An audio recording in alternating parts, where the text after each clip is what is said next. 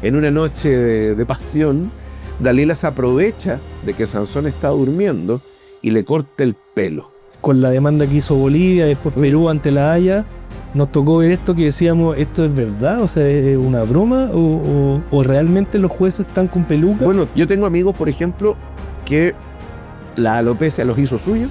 Finalmente terminaron por rendirse y se pelaron. Por poner una época, no sé, desde la caída del Imperio Romano, el 476, hasta más o menos la época de las cruzadas, pelo largo, barba.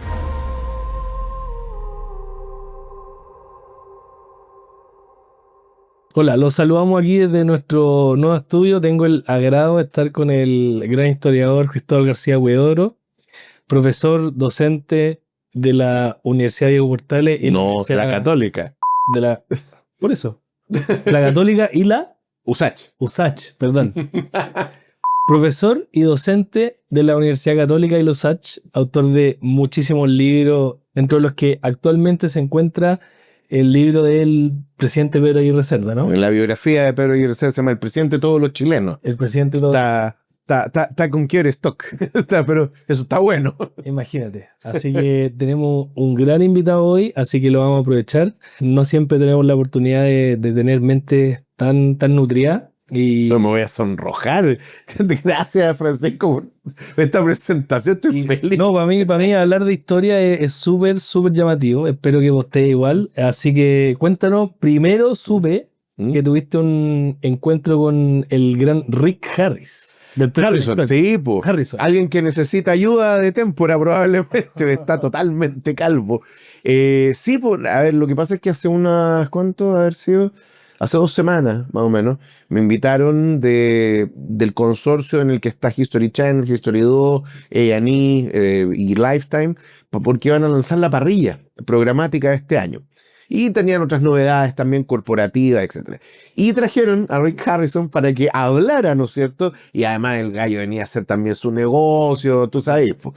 Y tuve la ventaja de que me sentaron en la misma mesa que él. Entonces yo dije, ya, si estamos acá, metámosle conversa a Rick, po. Y nos pusimos a conversar de historia y no solamente fue muy simpático, sino que además era como un niño, porque llegaba, agarró su celular y me empieza a mostrar y me dice, mira, estábamos conversando en inglés, me decía, mira esta cuestión, me compré este libro, primera edición, de Giordano Bruno, ¿tú sabes quién fue? Ah, sí, el filósofo, panteísta, etc. Oh, muy bien, no todo el mundo lo conoce. Ya empezamos a contar y a ñoñar, porque no hay otra manera de decirlo. Y nada, fue muy entretenido. Además, a mí me encantaba el programa. O sea, me encanta porque todavía lo dan. Y claro, evidentemente todo el mundo se quería sacar fotos con él haciendo el meme. Pues me parece falso, Rick. No lo sé. Pero no lo sé, Rick, me parece falso. Entonces, que por lo demás no existe. Esa escena nunca jamás pasó. ¿No? Es una escena distinta donde están hablando de otra cosa. Y alguien inventó el meme que decía, no lo sé, Rick, me parece falso. ¿Sí? Entonces, y él lo dice, te dice, oye, pero ustedes saben que esa escena nunca pasó. A nadie le importa, todo el mundo quiere hacer eso. Oye, pero este gallo, porque claro, uno ve el programa y puede notar que el gallo sabe algo, pero uno siempre tiene la duda si el gallo es realmente súper culto o está todo pauteado como uno esperaría de cualquier programa. La impresión que me dio fue que efectivamente él es una persona muy culta. En primer lugar es un hombre de negocio, eso es lo primero, eso es el principio y el final. Ajá. Al gallo le interesa la plata, ¿cachai? Y lo dice, de hecho lo dijo, bueno, ustedes saben, si hay dos cosas, hay cosas que me gustan en el mundo, uno primero es la plata, ¿cachai? Es lo primero que te dice. Pero sí, es una persona de una cultura impresionante, no es un académico ni mucho menos, pero se nota que es un fanático. O sea, es alguien sobre la media, digamos. Por cierto, Yeah. de hecho es bibliófilo, le encantan los libros, tanto el contenido como el fetiche de tener libros que son raros, ¿no? Y además es un gallo muy entretenido, así como te digo, fue muy simpático conversar con él, lo poco que porque era la estrella, porque un plebeyo nomás que andar conversando con el personaje, y como te digo, fue una experiencia muy entretenida. Pero tú en la mesa fue casi el único que lo agarró, ¿no? Nadie le habló, es más, solo yo. Yo no sé, quizás las otras personas no hablan inglés, etcétera, pero ahí estuvimos echando la talla con Rick Harrison, no, que sea una vez. Pues, qué buena, no intercambiaron teléfono. No llegamos a ese nivel de confianza. No es para tanto. Ya. Bueno, tú hablas de muchos de los libros, que bueno, por cierto es un eje piramidal del estudio de la historia. Y cuando nos pusimos este desafío de hablar un poco de la historia del pelo, que va muy relacionado con la historia de la moda, realmente no existía un texto que hablara per se de la historia del pelo, ¿no? O de la moda hay algunos, pero en particular del pelo. Y partimos lo más atrás que pudimos, ¿no es cierto? Con los libros más antiguos que conoce el ser humano, que son la Biblia. Claro, la escritura, claro. Hay harta historia y bueno, también de alguna manera la Biblia tiene una raigambre histórica porque en el fondo habla sobre hechos, sucesos y personajes que existieron, ¿no? Y que tienen, en el fondo hay materialidad y vestigios de esas personas o de su existencia. Entonces es bien entretenido y bien interesante, más todavía cuando al ser uno de los libros más antiguos te da algunas de las historias más también antiguas respecto al uso del cabello. Sí, ¿cierto? Bueno, y de las Biblias, ¿no es cierto? La historia más famosa que vamos a conversar ahora, que es súper interesante, viene de la Biblia hebrea, ¿no? Sí, claro, sí. Pero también existe mucha referencia respecto al pelo, al simbolismo del pelo en la Biblia católica, en el Corán. Sí. Pero nos llamó mucho la atención esta historia que tiene un relato muy antiguo, que es Sansón y Dalila, ¿no es cierto? Entonces, ¿por qué no nos contáis un poco esa historia que es tan fascinante? Ya, a ver. Sansón y Dalila. A ver, esta historia tiene varias capas, ¿ya? Está el texto bíblico propiamente tal, y ya vamos a hablar de eso. También es una historia de traición, ¿ya? Y como todas las historias de traición media sangrienta. En tercer lugar, también hay una historia de amor, hasta cierto punto, de un amor que iba en una sola vía. No correspondido. Es que, o sea, era correspondido, pero falsamente, ¿ya?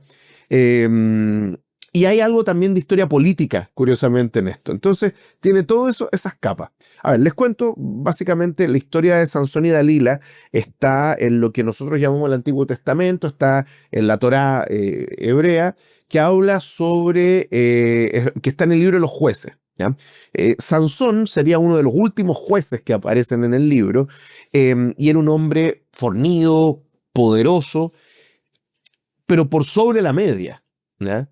Entonces todo el mundo creía que Dios le había dado un poder extraordinario a Sansón para proteger al pueblo de Israel, llevarlo por el buen camino, más todavía cuando sus enemigos principales, que eran los filisteos, ¿no es cierto?, estaban permanentemente conspirando para destruirlos, ¿ya? Entonces por eso parecía que Dios había tocado especialmente a Sansón y le había dado este poder y esta capacidad física que ningún otro hombre tenía.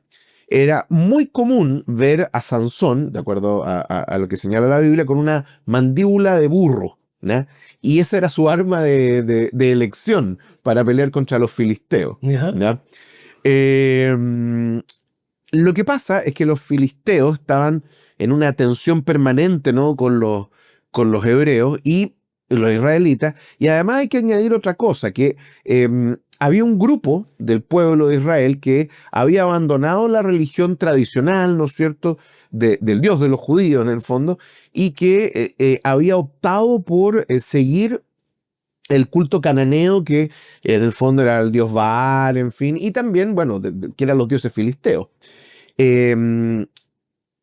Y Sansón, enfrentado a esto, intentaba más que convertirlos, como alejar al pueblo de Israel de estas malas costumbres, al menos desde la perspectiva de Sansón. Y la cuestión definitiva es que los filisteos arman una conspiración para acabar con Sansón. Entonces, ¿qué es lo que hacen? Le mandan una mujer hermosa llamada Dalila, ¿ya?, que lo va a seducir, ¿ya? Y Sansón cae en la trampa, queda perdidamente enamorado, prendadísimo de Dalila, y lo que va a pasar es que en una noche de pasión, Dalila se aprovecha de que Sansón está durmiendo y le corta el pelo, porque los filisteos llegaron a la conclusión de que el poder de Sansón venía principalmente de su pelo largo. ¿Ok? No solo eso, sino que los filisteos toman prisionero a Sansón. Y aquí viene la parte más gore de la historia. Le revientan los ojos, Lo dejan ciego. lo dejan ciego. Entonces, sin su pelo, ciego, lo atan, lo encadenan en realidad a las columnas de un salón donde estaban celebrando los filisteos la derrota de los israelitas, la derrota de Sansón gracias a la tradición de Dalila, en fin. Aquí tenemos lo político, tenemos la historia romántica, la tradición. Y en un acto bien notable, Sansón clama venganza a Dios. Le dice, ya ves, escúchame. Porque más encima Sansón creía que estaba bien que le hubieran cortado el pelo porque él fue lujurioso y al mismo tiempo también fue soberbio. Entonces acepta el castigo. Pero dice, dame por última vez la fuerza y acabaré con los filisteos, y si así tú lo quieres, con mi propia vida. Y Sansón lo que hace, recibe por última vez el poder de Dios, y Sansón mueve las columnas con sus cadenas, hace que las columnas caigan, y con ellas cae el resto del salón encima de todos los filisteos, y mueren sus enemigos, muere Dalila, y también muere Sansón. Ahora, esto tiene toda una historia detrás de por qué el pelo largo es fortaleza, es virilidad. En el fondo, aquí ya voy a empezar voy a empezar a hablar de cosas que no debería, pero en el fondo la pérdida de pelo tiene que ver con una serie de fenómenos que ocurren dentro de la persona, pero se da, no en todos los casos, pero en la mayoría, y aquí tú me puedes corregir, cuando vamos avanzando en edad. Claro. Eso significa también que hay ciertos caracteres sexuales que se van perdiendo, el impulso sexual, etc. Eso significa que tú te vas de alguna manera apagando desde el punto de vista de la virilidad. Pero si tú tienes una cabellera frondosa, larga, eso significa entonces que estás en el pináculo de tu juventud, en el pináculo de tu virilidad, y hay una especie como de metáfora con esto. Cortarte el pelo es sinónimo de castrarte. Claro. Bueno, y por ahí va un poco la historia justamente que relaciona esta virilidad o este poder que después se va a ver reflejado en la historia misma, como el pelo representa o es un símbolo de poder, de estatus. Y bueno, parte con esto, quisimos partir con Sansón y Dalila justamente por eso, porque en el fondo Sansón había dedicado su vida a Jesús y el pelo era parte también del voto que había hecho, y significaba que no cortarse ni la barba ni el pelo significaban permanecer en este mismo voto de santidad, etc. No sé cómo esa historia en particular va a ser el reflejo de lo que pasa en años posteriores con los romanos, las cortes, etcétera, pero es un buen punto de partida. ¿Sí? No, y no solo eso, sino, bueno, ahí ya podríamos hablar de otras cosas, pero en el fondo, en el mundo antiguo, especialmente en el Oriente, ¿no? En la cuenca oriental del Mediterráneo, especialmente la zona del Bajo Egipto, en fin, o también hacia el interior, ¿no es cierto? La zona de Siria, el Líbano, hasta Persia, en fin, e incluso la zona de Mesopotamia. Nos vamos a dar cuenta que, por ejemplo, las civilizaciones de los caldeos, la civilización de Nínive, la civilización de los babilonios, los asirios, etcétera, también tenían un cuidado bastante particular por el cabello.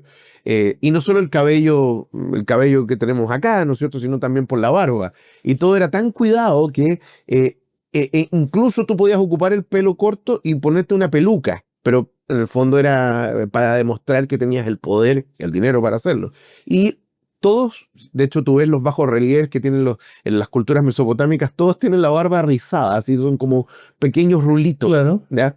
Y que probablemente se hacían en la barba de esa forma, o sea, crecía la barba y lo que se hacían era de alguna manera rizar la barba para que quedara esa barba mullida, ¿no? Pero también más compacta. Y el pelo, ahí hay un tema porque quizás el pelo no lo ocupaban tan largo o no se nota porque utilizaban tocados, sombreros, en fin.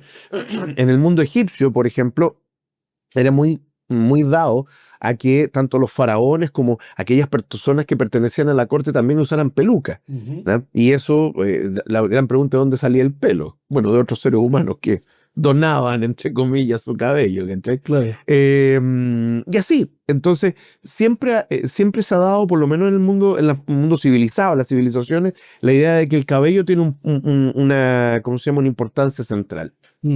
Y bueno, ese aspecto que fue más, del punto de vista geográfico, más orientalizado dentro de la cultura más occidental, también se trajo un poquitito más hacia adelante en el tiempo, ¿no es cierto?, con el Imperio Romano, Por cierto, los sí. primeros años antes de Cristo, incluso después de Cristo, y sobreviviendo incluso hasta el día de hoy. Bueno, de hecho, hay una cuestión bien interesante con los romanos. La historia del Imperio Romano es larguísima, ¿no? Son 1400 años aproximadamente, incluso más si tomamos el Imperio Romano de Oriente. Pero en general, la Roma clásica, ¿no? La Roma de la monarquía, la Roma de la República Romana, respecto al pelo, tenía ciertas reglas muy claras. El hombre romano debe utilizar el pelo extremadamente corto. ¿Ya? ¿Saben por qué? Porque eso demostraba austeridad. El romano debía ser austero, no era ostentoso. ¿Ya? Romano que se preciaba de ser un romano de verdad, tampoco usaba barba. Entonces, ahí los peluqueros hacían. ¿Y qué de cierto tiene que ese estilo de pelo facial, ¿no es cierto?, barba, pelo más conservadora, haya sido algo que adoptaron los romanos para ser un poco la antítesis de los griegos, que eran más barbones, como tú decías, más barbones? Yo creo. Incluso la imaginería de los dioses griegos representaba a Zeus y otros, qué sé yo, con pelo ruliento, barba. Claro. Lo que pasa es que ahí hay dos cosas que hay que entrar a distinguir. Uno, primero, claro, la Roma clásica estaba imbuida hasta cierto punto de lo que podríamos llamar hoy día propaganda, en el fondo, de que tú como romano, primero no eras agresivo, no eras belicoso, tú solamente te defendías, cosa que más mentiroso que hay entre 800 pesos, pero los romanos. Y por otro lado, que tú no andabas buscando, no tenías afán de riqueza, tú te querías dedicar a cultivar la tierra, a criar tu ganado, etcétera, y nada más, ¿no? ¿Y qué otra expresión más notable de eso sería llevar simplemente una vida austera en cuanto a tu apariencia? ¿Ya? Vestido en forma austera, utilizando los cabellos cortos, sin mostrar vanidad, sin estar permanentemente frente a un espejo. Bueno, en esta época los espejos eran de metal, ¿no es cierto? Y por otro lado, con tu cara afeitada. Sin embargo, y aquí está el punto de quiebre, a medida que Roma se empieza a expandir, especialmente hacia el oriente, van a haber influencias que van a permear la sociedad romana. Primero, el mundo griego, ¿ya? El panteón romano y el panteón griego son lo mismo con nombres distintos, ¿ya? Los romanos tenían otra religión antes y después adoptaron el panteón olímpico y subsistían estas dos religiones, que era la religión ancestral de los romanos, que era una religión animista, donde se hacía culto a los espíritus familiares, en fin, y está encima el panteón olímpico. Y claro, heredaron dioses barbones con el pelo largo, o sea, Poseidón, por ejemplo, que tenía una cabellera gigante y también barba, en fin. En el fondo, lo que está pasando es que Roma muy lentamente, imperceptiblemente, y en un largo tiempo, se está transformando en una cultura orientalizada o helenizada. Para los romanos clásicos, el utilizar barba y pelo largo era sinónimo de ser un bárbaro. No bárbaro en tus costumbres, sino simplemente un no romano. O sea, ¿no? Era un signo de desprolijidad también. Y además que no eras romano. En el fondo tú no eres de esta cultura, eres de otra cultura. Pero el tema es que a partir del siglo II, ¿ya?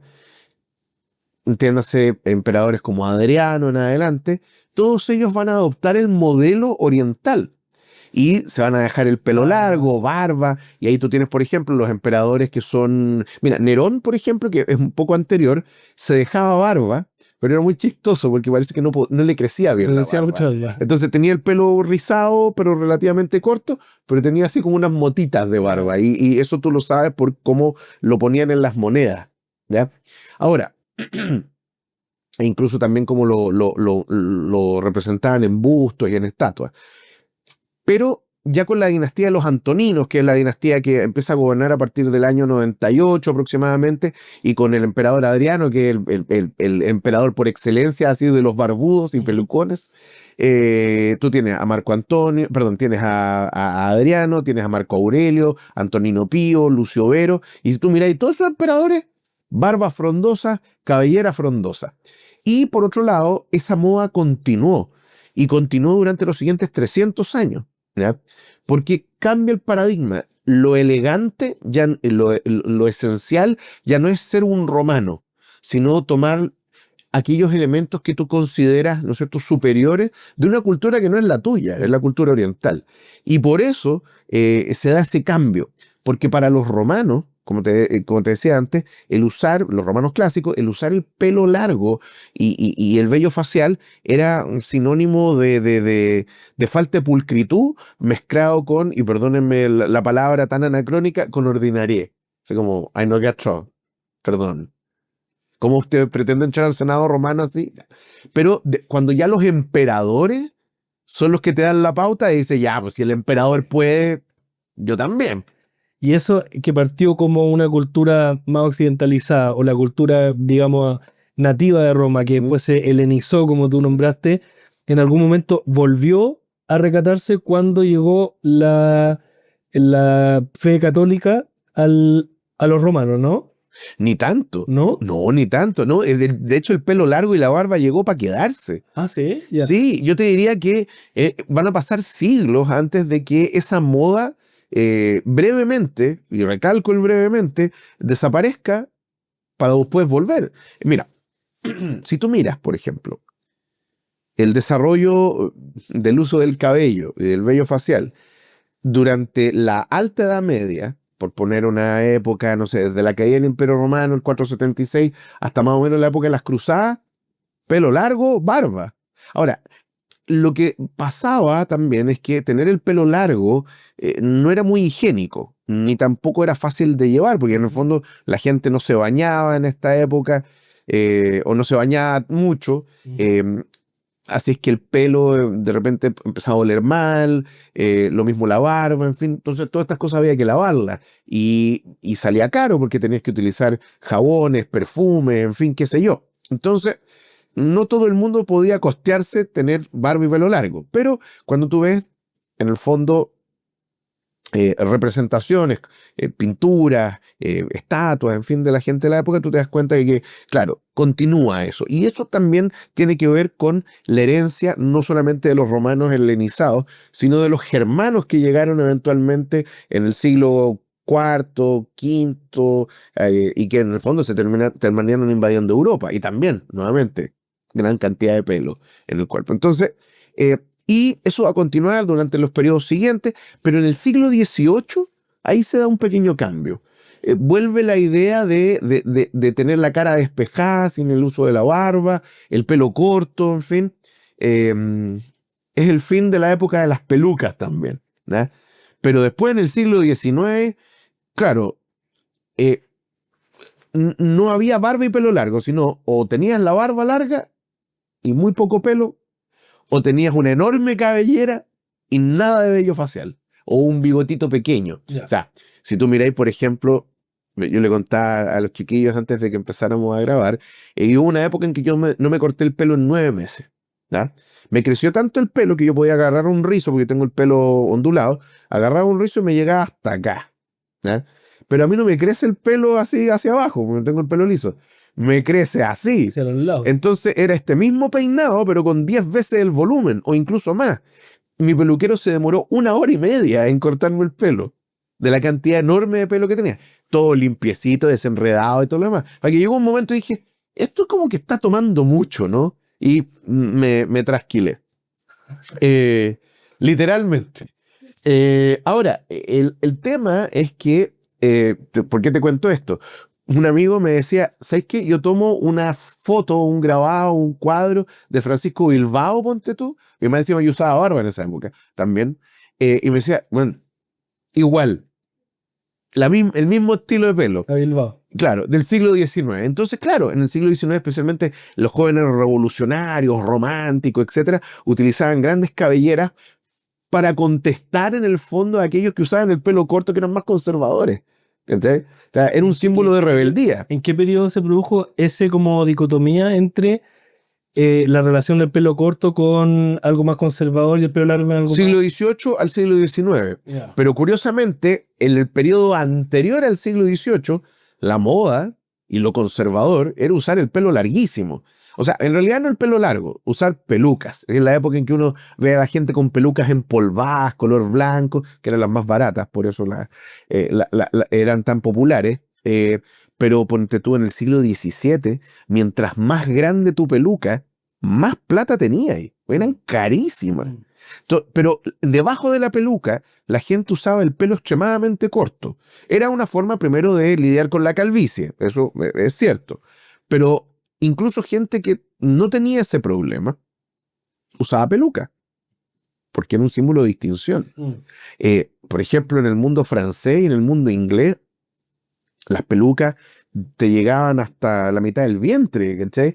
Y el rey de Francia, ¿no es cierto? Luis XIV, por ejemplo, también era muy famoso por su enorme colección de pelucas, pero que en el fondo tenían una función higiénica.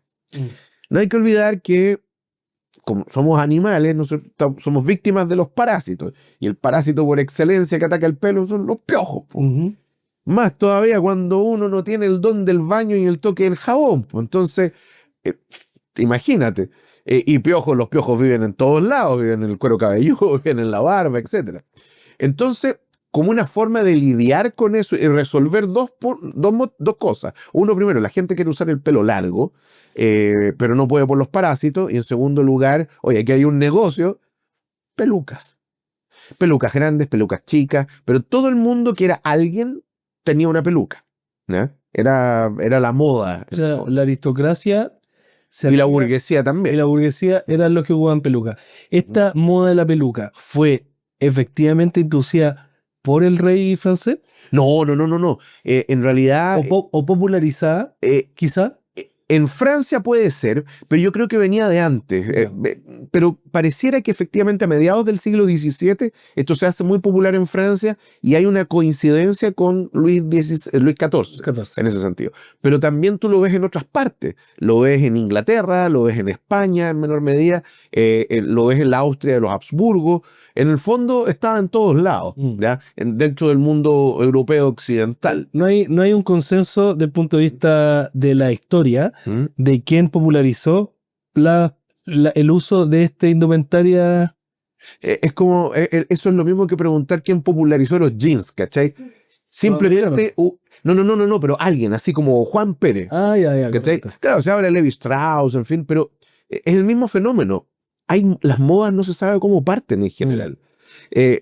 Tú sabes que los jeans eran prendas que se utilizaban para trabajar, lo utilizaban los mineros, estaban hechos de una tela gruesísima, áspera. Claro, pero eso es después. Ajá. Porque la época en la que se inventan los jeans es en medio de los auges mineros en California, Alaska, Yukon, en fin. Y la cuestión es que se necesitaba un pantalón que durase, ¿ya? Y que fuera barato. Trate, los jeans, que utilizaban esta tela que se llama denim. ¿Quién fue la persona que los popularizó?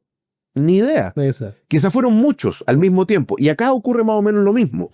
¿Quién fue la primera persona en ocurrirse de usar una peluca así? Discutible. Fíjate tú que, por ejemplo, en el siglo XVIII, porque en el siglo XVII las pelucas eran del color natural del pelo, en los distintos grados que uno tiene casi. Siglo XVII. Del siglo XVII. 1600. 1600. Pero en el siglo XVIII salieron las pelucas con colores más creativos. Tenía gente que utilizaba pelucas que tenían tonos rosados, tonos azules, en fin. O derechamente las monocromáticas, que eran blancas. Incluso habían unas pelucas que no tenían esta cuestión así como que fueran pelo que tú te ponías encima, sino que eran como duras. Eran las típicas pelucas que son blancas y tienen como unos rulitos acá. Claro. Muchas de ellas eran, ¿cómo se llama? Se trataban de asimilar a lo que era el pelo, pero en el fondo era como un casco que te ponía y tenía estos rulitos. Pero se dejan de usar hacia el siglo XIX porque la generación nueva que venía la veía como un símbolo de lo viejo, de lo antiguo. Ya. Entonces, deshagámonos de Se eso. fue la voz. Se fue la moda. Y nunca más volvió, de hecho. Tengo muchas preguntas porque es súper interesante. El pelo de esa peluca era natural, Humano. humano. Sí, po. Que Había se gente que se vendía su trataba pelo. y se perfumaba, Ujú, se decoloraba para hacer las más clásicas, que eran las blancas. ujú. Y lo otro que mencionaste tú, que, claro, los piojos era una pandemia, los piojos, ¿no es Sí. cierto? Pero era muy común también en esa época la sífilis, Ah, bueno. que la Sí, sífilis producía una alopecia sí. muy, muy llamativa, Sí. muy difícil de ocultar. Y además que generan llagas acá en frente. Por cierto, claro, pero fuera de eso, producía una alopecia muy llamativa y que también se ocultaba porque la sífilis no distinguía entre Clases entre sociales y sociales. gente. No, y además era una enfermedad que en esa época no tenía cura. O sea, te da sífilis, la locura vendría en poco tiempo y después te morías. Claro, la neurosífilis se Sí. acabó. Ujú. Entonces, pero como tú bien decías, es pelo humano. Bueno, imagínate que había gente que era tan pobre que lo único que tenía era su pelo para vender. Mm, Las mujeres vendían mucho pelo, claro. porque tenían el pelo largo, entonces se lo cortaban, lo vendían y les pesaban el pelo y no era barato, así que igual había un buen negocio ahí. ¿Y en qué momento de la historia, con la llegada del cristianismo, la moda de la peluca se cambió por el velo? O sea, a ver, lo que pasa es que ahí hay dos cosas distintas. El uso del velo, especialmente en lugares sagrados, ¿no? La mantilla, por ejemplo, los velos, en fin, son símbolos de humildad. ¿Ya? Nuevamente aquí entramos en lo mismo que conversábamos antes de los romanos, austeridad versus ostentación, humildad versus arrogancia. Entonces que tú entres con tu cabeza cubierta, en el caso de las mujeres, porque se utilizaba para las mujeres nomás, a una iglesia, era un símbolo de humildad, ¿ya? Y en el caso de los hombres, en realidad también se entraba con peluca, pero era como si tú tuvieras tu pelo largo. Habían otras personas que eran más devotas que la dejaban en la casa, iban tal y cual eran. Lo que sí tú no podías usar era algún tipo de sombrero. Incluso hasta el día de hoy es considerado mala educación, Correcto. andar con la cabeza cubierta. Oye, súper interesante. Bueno, para que vean que en el fondo la historia de algo que para nosotros es tan así como natural como el cabello, tiene cuestiones bien interesantes y fascinantes. Y también por eso quizá el golpe de perder el cabello es una cuestión que pega muy fuerte a algunas personas. Yo tengo amigos, por ejemplo, que la alopecia los hizo suyo y finalmente terminaron por rendirse y se pelaron. O sea, ¿por qué? Porque en el fondo quedaron calvos de acá y dijeron, ya, ¿para qué vamos a luchar contra lo inevitable? Así al cero. Sí. Claro. Bueno, ocurre lo mismo hoy, actualmente. O sea, la forma de lidiar con la alopecia también tiene un guiño a la historia porque todavía están las pelucas o los sistemas capilares, ¿no es cierto? Que ya son más naturales o más mimetizados con tu pelo. Está raparse o está hacerse implante capilar. Que eso también es una cuestión bien notable, porque ahí tú te das cuenta cómo ha avanzado la ciencia al punto de que tú puedes trasplantar cabello. Claro. Lo cual es fascinante porque primero el nivel de pericia que hay que tener para hacer caber la cuestión, y por otro lado hay otra cuestión que quizá puede sonar un poco banal, pero yo creo que no. Es la capacidad de hacer feliz a una persona que físicamente se sentía menos por haber perdido algo, y en el fondo lo que ustedes pueden hacer con la clínica es tratar de alguna manera de ponerle una sonrisa a esa persona y decirle, oye, ¿sabes qué? No está todo perdido, dejemos que la ciencia hable y veamos si resulta. Sí. ¿Cachai? Entonces yo creo que es un gran trabajo. Bueno, claro, eso es en el fondo a lo que advocamos nosotros. Es más que el mero hecho de hacer la pega como de... La pega en sí, que es laboriosa, como tú decís, todo es larga. Lo que nosotros tenemos en la mente, en el corto y mediano plazo, es eso, es devolverle algo al paciente. Y que no es el pelo. El pelo es algo secundario. sea, estamos poniendo pelo Ujú. para otra cosa, Sí. para devolverle su sonrisa, quizás su confianza, su alegría y eso. Por eso quisimos invitarte, porque en muchas partes de la historia se hace referencia al pelo de manera muy tangencial, nadie lo ha juntado en algún lugar para explicarlo bien, pero podemos estar de acuerdo que el pelo a través de la historia simboliza distintas cosas, pero que van hacia un punto, en el caso del hombre, poniendo solo el caso del hombre, hacia un punto en común, que es confianza, Ujú. poder, virilidad. Ujú. Pasamos de golpe por las pelucas del mundo de la abogacía, ¿no es Ujú. cierto? Ah, sí.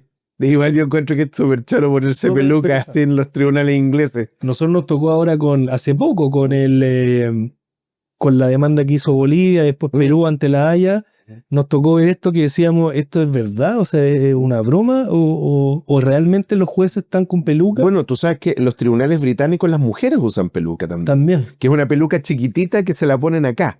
Que igual que la de los hombres, ¿ya? Pero los jueces, porque los barristers, los abogados en el fondo pueden utilizar esta peluca chica, pero los jueces usan una peluca más larga, Más larga. que demuestra, y para que veas cómo Demuestra ahí más pues, estatus. está arriba. Claro. ¿Cachai? Y hasta cierto punto, mira, incluso entre los animales, el uso, el distingo del cabello, por ejemplo, es una cuestión bien notable. Entre los leones, por ejemplo, la melena es un carácter secundario, sexual secundario de los leones, pero el de la melena grande usualmente tiende a ser el león alfa de la manada, en fin. Entonces, hasta cierto punto se mantiene un poco eso. Y quizá, a pesar de que nosotros estamos muy civilizados como seres humanos, que vivimos en sociedad, etcétera, todavía hay algo atávico, instintivo, muy primitivo, muy primigenio en nuestra relación con el cabello. Así es que, en el fondo, el hablar un poco de la historia de esto es hablar también de nosotros mismos hoy en día. Sí, oye, súper interesante lo que dijiste. En cada frase le pegamos un dato interesante. Tú dijiste los leones. En la cultura rasta y en la religión rasta, lo que trata de asemejar la persona que busca este look es justamente la melena del león. Y así lo dicen incluso los textos de los rastas, que esta forma de usar el pelo se forma naturalmente y busca asemejar esta melena del león no sé, pero se repite de nuevo lo mismo. No, yo sé por qué. Es porque es una identificación con el león de Judá, que es el antiguo emperador de Etiopía, Haile Selassie. Haile Selassie fue emperador de Etiopía desde 1932, ponte tú, hasta 1975. Y hubo un grupo en Jamaica y que vio a Selassie especialmente por ser el gobernante de uno de los dos países africanos, que estaba Liberia también, uno de los dos países africanos que nunca habían sido colonizados. Entonces, de alguna manera dijeron, miren, este emperador de tez morena se levanta frente a los grandes imperios y ahí es cuando surge el culto. De hecho, por eso se llaman Rastafarios o Rastafari, porque el nombre de él era Rastafari Makonnen. Ras espérate, déjame acordar, porque Tafari es su nombre, Makonnen es su apellido, Ras es duque. Es un duque imperial. Yeah. Entonces, el rastafarianismo hace referencia a lo que ellos creían que era el nombre de pila del emperador Haile Selassie, que era Rastafari. Haile Selassie es su nombre de emperador, claro, ¿no es cierto? Claro. Pero es bien notable porque el símbolo de Etiopía es el león de Judá. Hoy día ya no lo vemos, pero originalmente en la bandera etíope tenía el león. Estaba el centro. Ahora está la estrella, pero... Claro, que representa la Federación Etíope. No, impresionante. Oye, súper interesante. ¿Qué nos podéis decir como para cerrar? O sea, hay tanto tema que se pasa por mi mente que no puedo hacer un resumen. Pero no tenemos tiempo. No tenemos tiempo. Es demasiado, es demasiado. Me quedé con 500 preguntas en la mente. Pero un mensaje desde tu conocimiento, desde tu trayectoria de cómo hacer el pelo en el sentido de nuestra cultura occidental de aquí a lo que viene para adelante. ¿Tú crees que van a haber muchos cambios? ¿Nos vamos a orientalizar alguna vez? ¿O nos vamos a quedar con nuestra estructura más? Yo creo que, por lo menos en el mundo occidental y cada vez más también en el mundo oriental, pero que es mucho más conservador que nosotros, se da el siguiente fenómeno. Estás tratando con colores de pelo que no son naturales, verde, rojo y otros tantos colores más, azules, en fin. Pero todo eso se hace a través de químicos, ¿ya? Pero ¿qué pasaría? Que va pasando el tiempo, ¿no es cierto? Si tú aplicaras nanotecnología para cambiar el color de pelo y tú un día decides ponerte colorín y al día siguiente rubio y al otro día pelo negro, que pudieras modificar también la estructura de tu pelo. Entonces ya no quieres el pelo rizado, quieres el pelo liso, quieres tener quiscas, no las quieres tener, en fin, quieres el pelo ondulado. Quizá esa es la última frontera o la siguiente frontera. Lo siguiente, va a pasar, ¿ah? Ya el color del ojo ya se está cambiando así. En 5 minutos, pabellón, inyección, ojos de otro color. A mí me da miedo esa cuestión, yo creo que te pueden dejar ciego. A mí me operaron de mis ojos por otros motivos y lo único que pensaba, se me va a acercar un médico con un cuchillo y me lo va a enterrar en el ojo. No, señor, por favor. Pero no pasó nada, no, todo salió bien. Ahora uso anteojos porque estoy viejo y tengo presbicia, pero en el fondo es bien notable cómo avanza la ciencia. Quizás el uso o la mezcla, ¿no es cierto?, de tecnología, de biogenética, en fin, y una serie de otros elementos, quizás es la próxima frontera. No me atrevo a decirlo porque yo estudio historia, estudio el pasado, no el futuro, pero uno puede elucubrar un poquito para dónde va el asunto. Oye, Cristóbal García Huelga, te queremos agradecer. Tenemos un engañito para ti. Oh, muchas gracias. Gracias por compartir con nosotros. Muchas gracias. Oye, un placer. Si tuviéramos 6 horas de programa, yo creo que... No, se pasaron. Muchas gracias, chiquillos. Así que nada, despedimos este capítulo con un maestro de maestros, así que esperamos quizás tenerlo de nuevo, por favor, porque falta parte 2. ¿Vale? Así que saludos, gracias Cristóbal. No, gracias por la invitación, Francisco. Nos vemos, que estén bien. Chao. Chao.